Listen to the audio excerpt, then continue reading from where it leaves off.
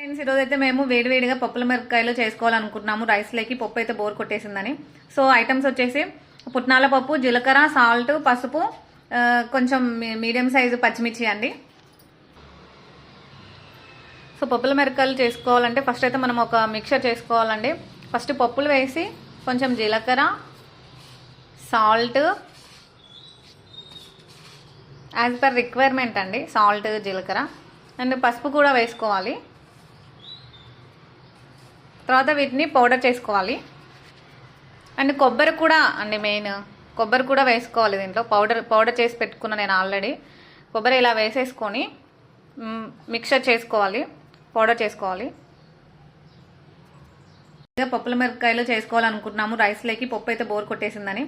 So items వచ్చేసి పుట్నాల పప్పు, జీలకర్ర, సాల్ట్, పసుపు, కొంచెం మీడియం సైజు పచ్చిమిర్చి అండి.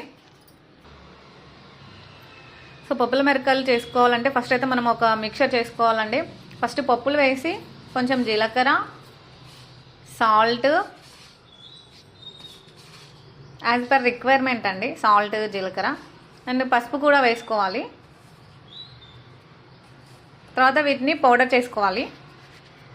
అండ్ కొబ్బరి కూడా అండి, మెయిన్ కొబ్బరి కూడా వేసుకోవాలి దీంట్లో. పౌడర్ చేసి పెట్టుకున్నా నేను ఆల్రెడీ.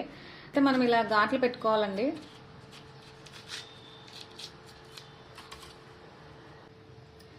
సో ఈ మిక్చర్ అంతా మనం దీంట్లో పెట్టేసేయాలండి పౌడరు. కొంతమంది అయితే ఈ సీడ్స్ కూడా తీసేస్తారు, కారం ఉండదు అని వాళ్ళు. నాకైతే కారం ఉంటేనే ఇష్టం, సో అందుకే నేను ఇట్లా పెట్టేస్తున్నాను. మనం ఇలా పౌడర్ అంతా ఇలా పెట్టుకోవాలి.